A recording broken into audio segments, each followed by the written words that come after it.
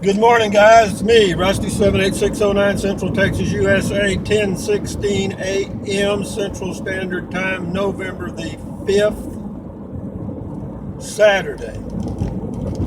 3 days before the election, or 4 days, depends on how you count it. Turn your clocks forward, spring forward, fall back. Turn your clocks back 1 hour, I think, tonight. Wake up at 2 a.m. and do it like you're supposed to. I don't even know why we have daylight savings time, but we do. I think it's just to keep us confused. But anyway, welcome to Saturday, folks. What's on my agenda today? Not very much. I got to go to the grocery store, and that's a big event for me. Always exciting to go to a grocery store. I thought I was going to have a tasting event, a wine tasting event, but they changed it, so maybe, who knows, maybe they pulled out of this market. Doesn't bother me. Anyway, yesterday, for those of you that have watched some of my videos, yesterday I went to look at a truck, a pickup truck, and a pickup camper. Why did I do that? Well, because I have full-time RV'd in a travel trailer for about 23 years or so. I live in a travel trailer right now in Central Texas, USA, my home base, and I don't want to pull it anymore. I don't like to tow a trailer down the highway. I'm 71 years old, so I'm looking at my options. I have gone camping in my car, my Toyota Prius, for the past 4 years off and on to satisfy my travel lust. And it's done okay. It's really, I have to say, it's hard to find a better way. The only downside of camping in a car or traveling in a car for long distances is, you can't stand up. You know what I mean? You can't stand up and walk around like you can a RV, a travel trailer, or Class A, B, or C, or even a van. If you've got a high box van, you can stand up and walk around. There's a big advantage to that.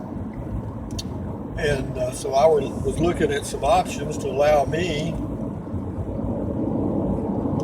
to be able to do that when I go traveling or camping.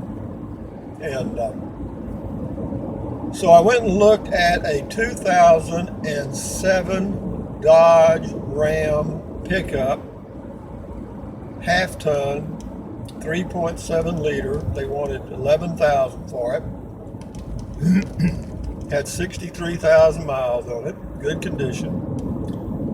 One big downside, though, is when I opened the door, I could smell the cigarette smoke. So that one was out, even if it would have been perfect. But it wasn't. It didn't have cruise control, which is almost mandatory for me. Of course, Bluetooth I can live without, but it didn't have it anyway. Had roll-up windows, not power windows. So anyway, it was just a basic truck, 11,000, 63,000 miles. And then I looked at another one. I looked at a 2015 5.7 liter single cab, nice looking truck. It was white. I love it. That's a good color for me. And it had 21,000 miles on it, still under warranty. And they wanted, well, it ended up, well, actually they wanted $19,500 for it. Ended up they'd accept $17,775. How we came to that, I have no clue. But still, in looking at the numbers, I used to be an old, what they call bean counter. I was a CPA for years, so I know I can do simple math pretty quick. And it occurred to me that if I bought, let's just say a $14,000 truck. Let's say I found one that I like for $14,000, and then I bought me a Razor drop-in or slide-in camper for, well, by the time you add the tie-downs, which are $1,400. See, I didn't know that you had to have those, but you do. You have to have some kind of tie-downs. The lady told me they were about $1,400 installed, and then if you want the electric jacks, that's $1,000 add-on. So you're looking at, for the RZR with those two add-ons, about $14,000 round numbers. Well, $14,000 plus $14,000 is $28,000 you got invested in your camper mobile, and that's a lot of money, because you could buy a very nice used Class C motorhome for that price or less, with less miles. And so I thought about that again. I thought, well, shit, let's just look at that option. But I don't want to tow a car. I don't. And the reason is, if you're towing a vehicle, it's very difficult to back up, if you can back up at all. And not only that, you got to unhook it, hook it up, unhook it, hook it up.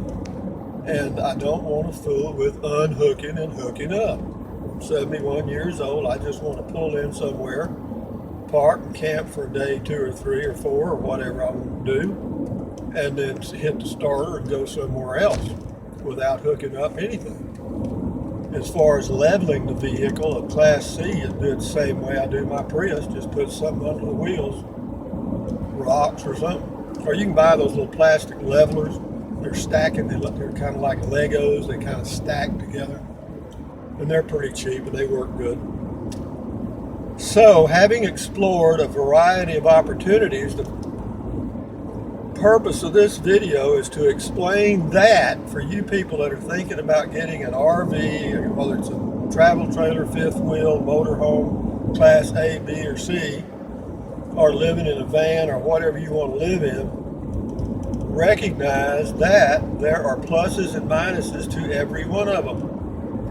The plus to a small Class C RV for me is that I'd be able to stand up, wouldn't have to hook anything up, boom, just go, go, go, go. And it'd be easy to get around. You know, say get you a 21 footer in that range, and that would work perfectly. However, the gas mileage is still, even with that small unit, is still going to be around 10 miles to the gallon if you get that. Well, at 10 miles to the gallon, let's say you traveled 2,000 miles a month when you were traveling, when you were going on your camping trip from location to location, and then back home. Well, 2,000 miles at 10 miles a gallon is 200 gallons. 200 gallons at $2 a gallon is $400 a month. That's just for gas. And of course, you still have the upkeep on the vehicle, but with me, it'd be more or less a trade out, because I wouldn't have a tow vehicle, so it would be a push on the vehicle maintenance. But additional cost of gasoline is something I'd have to think about. And but anyway, right now I'm kind of back to all the way back around to square one. What is it? Calculatus, eliminatus. If you want to find out where something is, find out where it ain't. Well, that's what I've been doing. I've been finding out where it ain't. Well, I mean, the drop-in camper would work if I had a pickup. If I had an existing pickup, and here's something else I found out from the dealer. I said, I'm thinking about getting a half-ton pickup. She said, well, yeah, this RZR, this lightweight unit would work in a half-ton pickup, because even when you got all your stuff in, it probably wouldn't be over 1,500 to 1,600 pounds. But they also told me that it may not be safe, and the reason is whenever you have to stop a half-ton pickup carrying 1,800 pounds, it may not want to stop as quickly as you want it to. So they recommended for any of the drop-in campers in a pickup that you get a 3/4 ton pickup, or more, depending on how big a drop-in or slide-in camper you want to buy. Let's say a 2,000 pound slide-in camper in a pickup, you'd have to have a 3/4 ton pickup. So you're adding a little more cost to the price of the vehicle. And again, you could probably find a good used pickup, for $10,000, I'm not sure, in that range. But at my age, reliability of the vehicle is imperative. I don't want anything that's going to leave me stranded at a dispersed campsite in the middle of the desert and the damn thing won't start. But here we are at Highway 281. I know y'all have never been here before. But for you new guys that just stumbled into this channel, I do full-time RV, done it for years. I have two playlists. I have two playlists on my homepage, one related to RVing and the other one is related to camping in a car. Primarily a Prius, but any car camping, there's a lot of things that are totally exchangeable. The bed, the organizer. There's a lot of things that would, doesn't matter what kind of car you're camping in. Car camping is car camping is car camping. The only difference in a Prius is that it has an electric air conditioner. So, having chased my tail and looked at all kind of things, I'm back around to square one. And I thought, well, hell, I'll get me a tent that I can stand up in and take it with me when I go Prius camping. Well, I don't want to do that because the thing I really like about Prius camping is, or camping in a car, is if there's any danger or somebody noisy around or whatever, I can just get up, punch that little blue button, my starter, and move. And I don't have to take anything down or unhook anything or none of that crap. I just go, boom, gone. And I like that. I like it a lot. So if I had a tent or anything outside, I'd have to get out and take it down or else just go off and leave it. And I ain't gonna do that because I'm too damn tight. So anyway, back to square one, going in a Prius, and I was trying to think of the things I could do to improve it, and I'm just about peaked. At least, they make a thing that fits over the back of the Prius, kind of a tent thing. That's neat, but I don't want to fool with that. Shit. I don't want to leave the damn tailgate or the back of it open while I'm sleeping. I like the security of everything being closed up. I have the windows down a little bit. Sometimes I run the air conditioner, sometimes I don't. I feel perfectly safe, get 50 miles a gallon, and that is hard to beat.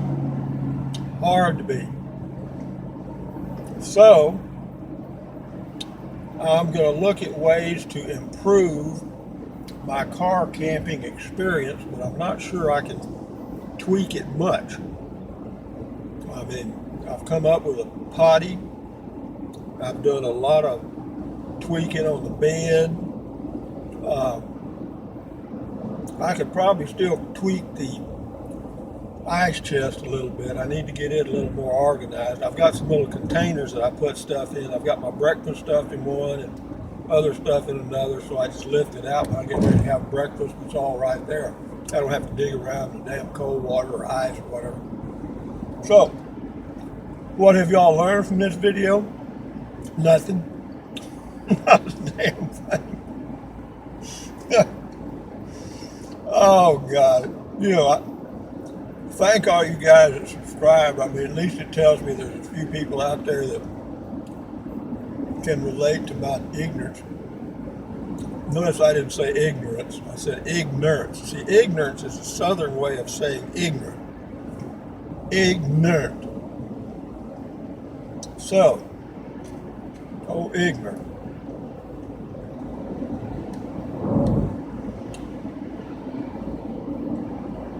I may hang on to that Class C idea because in about 3 or 4 years, the car will be paid off, the travel trailer will be paid off.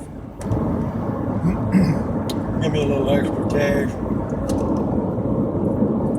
to pay for the gasoline. that'd be the really the only extra expense. Now, as far as maintaining the mechanical components of the Class C RV, it's the same as a car, and as far as the rest of it, it's the same as my travel trailer. So I wouldn't be maintaining anything any differently, or it wouldn't be any more expensive. Changing the oil. Buying tires would be damn expensive. But anyway, I got me some green tea and dark chocolate almonds. The girl's good. It's kind of a overcast day in Central Texas, and can't complain. Not at all. I think sometimes subconsciously I create these situations so it gives me something to do, because I'm always looking for a better way to do it. And van camping is very appealing. Van traveling is very appealing. However, to get a van, a high box van, where I can stand up, you got to get a pretty big van. Well, for me to use that as a personal vehicle after I got back from traveling would be a little awkward, okay? In that it would be a little harder to get around, and the gas mileage would be half or less. So, there's just a lot. It seems like everything you look at, there's always a downside, always. Except for that one thing, it was perfect. Except for that one thing. I remember a guy told me one time, he was in Vietnam, he said, except for that one guy, we got them all. He got 4 of us. God damn, isn't that the truth? Except for that one guy. So, anyway, here I am. I'm just passing Lowe's hardware store, or whatever they call it, lumber yard. And I may get some gasoline here at Wally World, Walmart. But I do enjoy life the best I can. I did enjoy looking at those pickups, even though I have to tell you, as all of you already know, dealing with salesmen at a car dealership is probably one of the most frustrating experiences you can ever get into. Right? I mean, they play games with numbers and stuff. I guess I'll pull in here behind this lady and she'll take 2 hours. Well, no, she's getting her receipt, so she's done. The price of gasoline here today, I think it's $1.84, $1.83.9. Got a guy on there on the left in a black shirt. He's staring at me like I'm his twin brother. And we ain't even close. He's fat as a pig. There she goes. That wasn't hard, was it, lady? Anyway, so I'm going to end the video now. But anyway, you guys, thank all of y'all for subscribing. Thank everybody that leaves comments. I do appreciate it because it gives me something to talk about.